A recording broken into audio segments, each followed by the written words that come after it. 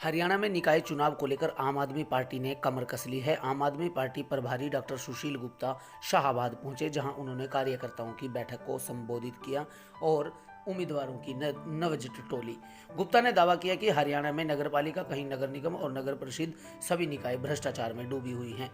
गुप्ता ने कहा कि प्रॉपर्टी आईडी के नाम पर पूरे प्रदेश में लोगों को लूटने का खेल चल रहा है। उन्होंने कहा कि आम आदमी के बिना पैसे दिए काम नहीं बनते। इसी भ्रष्टाचार के मुद्दे पर आम आदमी पार्टी निकाय चुनाव लड़ेगी। गुप्ता ने ऐसा ऐलान किया।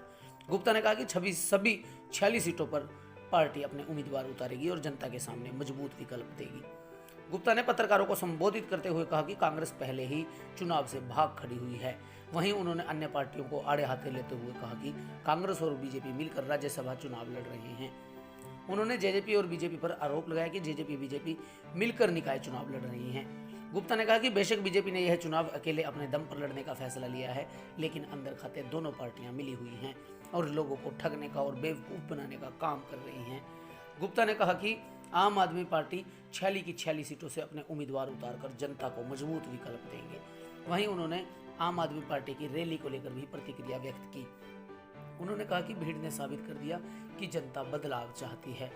उन्होंने दावा किया कि आने वाली सरकार आम आदमी पार्टी की होगी। गुप्ता ने रैली में पहुंचने वाले कार्यकर्ताओं का आभार व्यक्त किया।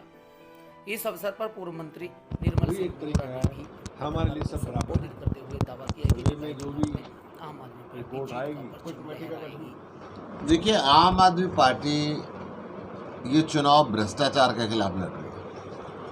हरियाणा के अंदर जितनी भी नगर पालिका है, नगर परिषद है, भ्रष्टाचार के अंदर डूबी हुई है। आम आदमी पार्टी के राष्ट्रीय संयोजक अरविंद केजरीवाल को भ्रष्टाचार के काल के रूप के अंदर जाना जाता है।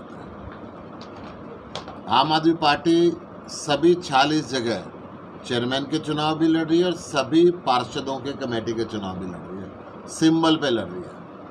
सबसे पहले मैं बता दूं आपको, कांग्रेस मैदान छोड़ के भागी है।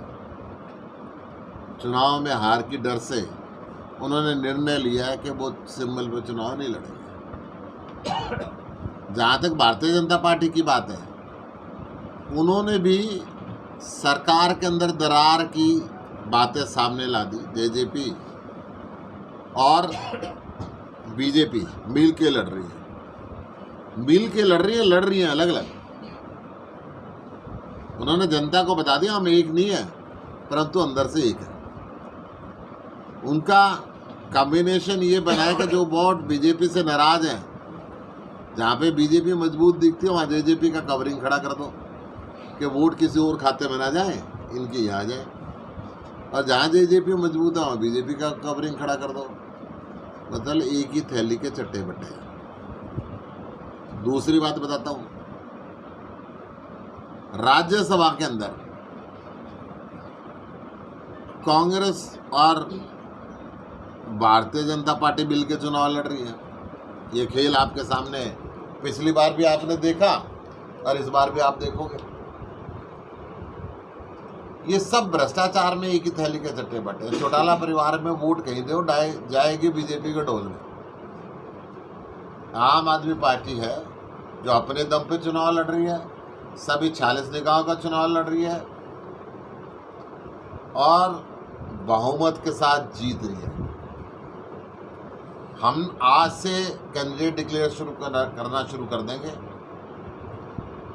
और परसों तक सारे हरियाणा के कैंडिडेट डिक्लेयर कर देंगे। जिस तरह से पंजाब सरकार क्या करेगी गैंगस्टर को ख़त्म करने के लिए? ये पंजाब के अंदर नशे का कारोबार, गैंगस्टर के गैंग्स, अवैध हथियारों के काम, भ्रष्टाचार, ये जड़ जड़ तक फैला हुआ था। नशे का कारोबार, आम आदमी पार्टी की सरकार ने इन सब के ऊपर शिकंजा कसना शुरू कर दिया। हिंदुस्तान के मशहूर गायक का जो निधन हुआ, ये जो कायरतापूर्ण हरकत से हत्या की गई, पंजाब सरकार ने भगवंत मान ने उसके लिए एसआईटी का गठन किया और गिरफ्तारी शुरू कर दी। गिरफ्तारी पहले हो भी चुकी।